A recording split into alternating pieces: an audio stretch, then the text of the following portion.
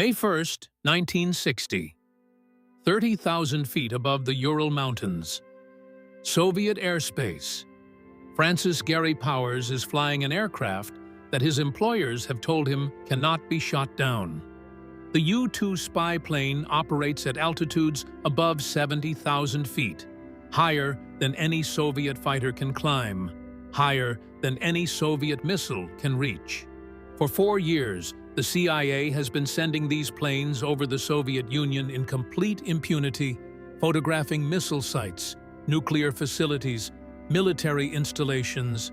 The Soviets know the flights are happening. They track every one. They have filed protests through diplomatic channels. They have been unable to do anything about it because the technology to stop the U-2 does not yet exist. This morning, it does. At 8:53 a.m., a Soviet SA-2 surface-to-air missile detonates close enough to Powers' aircraft to cause structural failure. The plane begins to break apart at altitude. Powers cannot use the ejection seat. The forces involved would sever his legs on the way out. He climbs out of the disintegrating cockpit manually, somehow avoids being struck by debris, and pulls his parachute at 15,000 feet. He floats down toward a field in the Ural Mountains, watching a piece of his aircraft drift past him, and considers the poison pin in his pocket, a .22 caliber needle concealed in a silver dollar, given to him before the flight for exactly this moment. He decides not to use it. He lands in a field. A car is already driving toward him down a dirt road. He is captured within minutes of touching the ground. He is 30 years old. He is the son of a coal miner from Jenkins, Kentucky. And what happens to him over the next 21 months will destroy a diplomatic summit, humiliate a president, and change the way the United States conducts aerial espionage forever. To understand what Francis Gary Powers was doing over the Soviet Union on May 1st, 1960, you have to understand what the Cold War looked like from inside the Eisenhower administration in the mid-1950s, and specifically what it felt like to be responsible for the nuclear security of the United States without knowing what the Soviet Union actually had. The fundamental terror of the early nuclear age was not that the Soviet Union would launch a first strike. It was that the United States might not know whether they were about to. Without reconnaissance, and without intelligence, without any clear picture of Soviet capabilities, American military planners were forced to assume the worst. They assumed the Soviets had more missiles than they did. They assumed Soviet technology was more advanced than it was. They built American strategy around threats that were, in many cases, significantly exaggerated. And they could not know they were exaggerated because they had no way to look. Eisenhower understood this problem with specific clarity. He had proposed in 1955 an open skies arrangement, a mutual agreement allowing each country to overfly the other for inspection purposes. Khrushchev rejected it, which left Eisenhower with a choice: remain ignorant of Soviet capabilities or find another way to see. The U-2 was that other way. Developed by Lockheed's Skunk Works division under Kelly Johnson, the aircraft was essentially a powered glider. Enormous wings, minimal weight, a single engine optimized for sustained cruise at extreme altitude. It could photograph a strip of the Soviet Union 70 miles wide from horizon to horizon, with resolution sharp enough to read tail numbers on parked aircraft. It could stay in the air for 9 hours. And, at its operational altitude, nothing in the Soviet arsenal could touch it. Eisenhower personally approved every mission. He understood the risk, that if a pilot were captured, the cover story would collapse and the program would be exposed. He calculated that the intelligence value outweighed the diplomatic risk. For 4 years, he was right.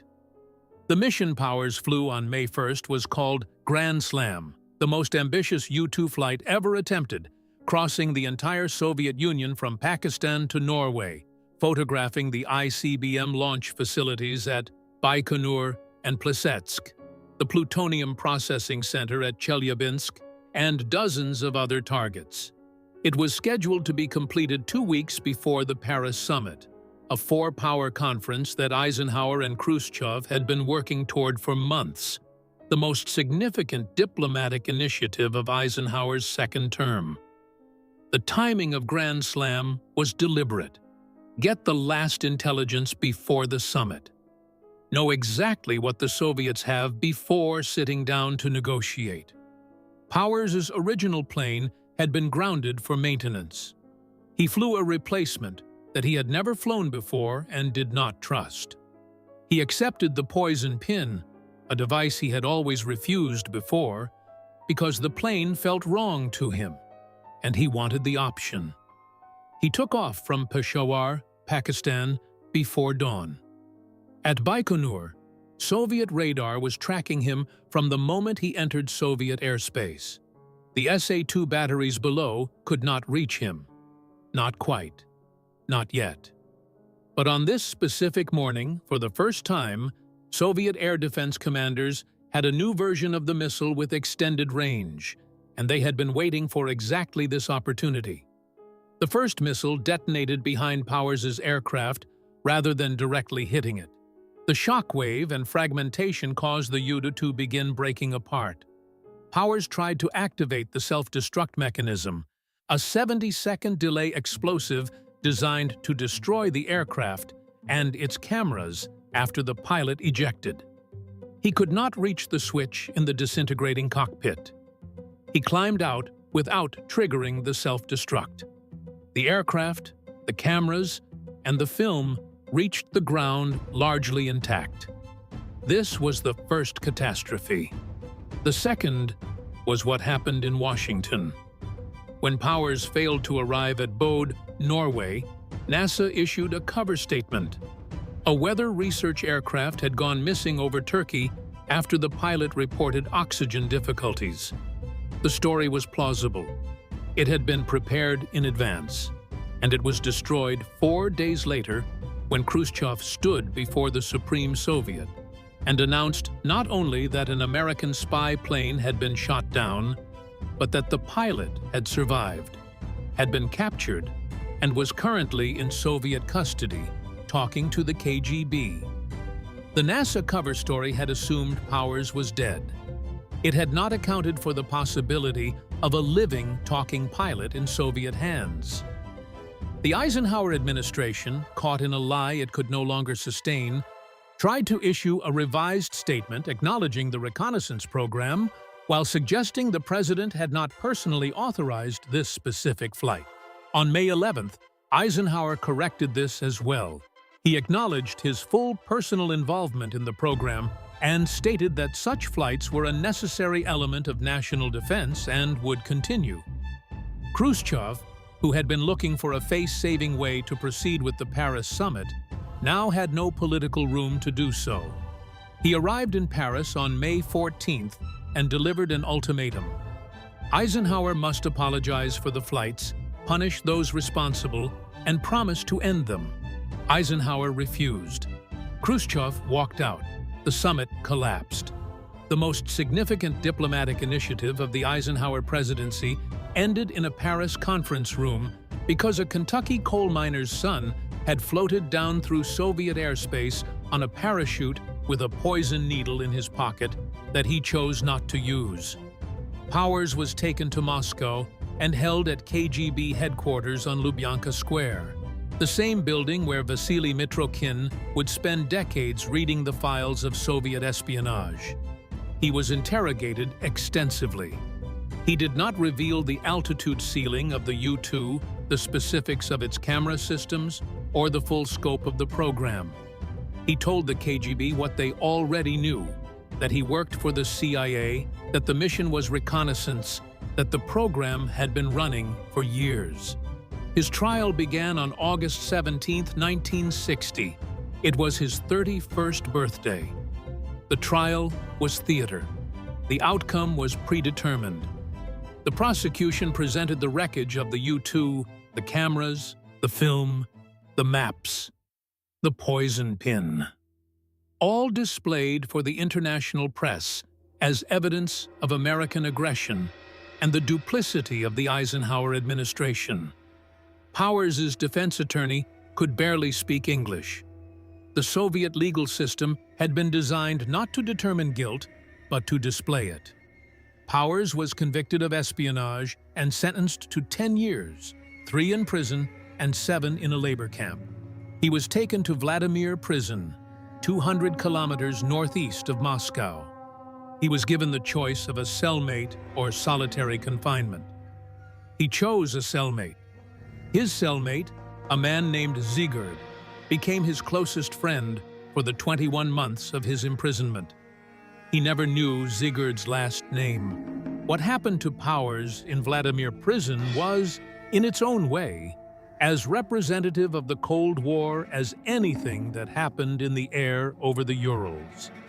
He was a prisoner in a foreign country, guilty of something that was genuinely an act of espionage, serving a sentence in a system designed to be opaque and arbitrary. He read, he exercised, he wrote letters to his wife Barbara that were censored before they left the building. He waited. On February 10, 1962, 1 year, 9 months, and 10 days after his capture, Francis Gary Powers was escorted to the Glienicke Bridge connecting Potsdam, East Germany, to West Berlin. The bridge was foggy that morning. On the other side stood Rudolf Abel, the Soviet intelligence officer who had run an espionage network in the United States for years before being caught by the FBI in 1957. Abel had been convicted and sentenced to 30 years. He had served 5.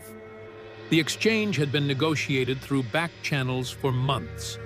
The CIA wanted Powers, the KGB wanted Abel.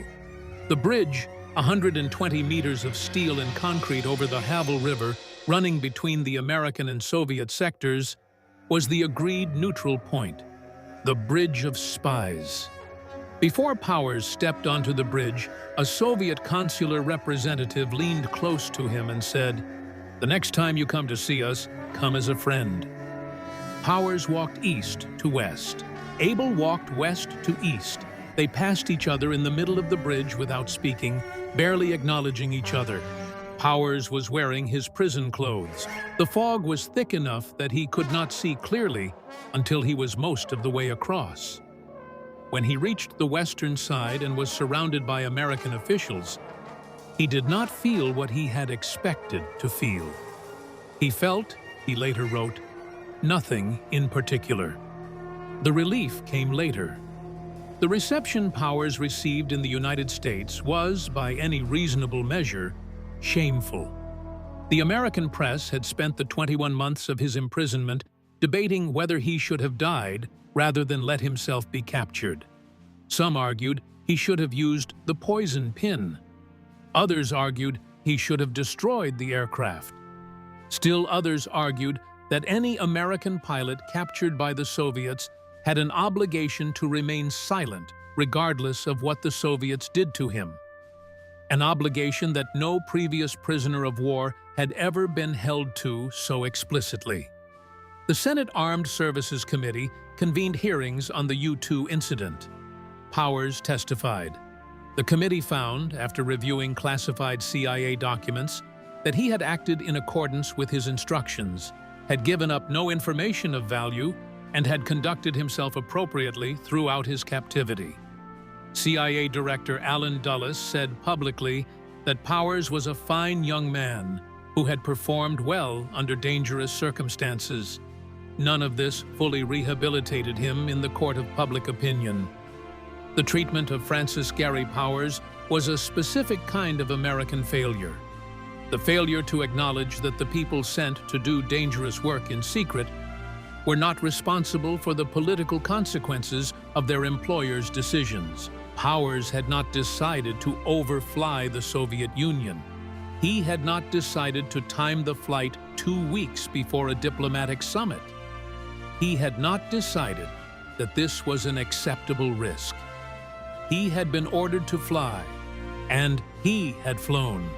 And when the mission failed in a way that no one had prepared for, the country that sent him looked for someone to blame and found the most convenient available target.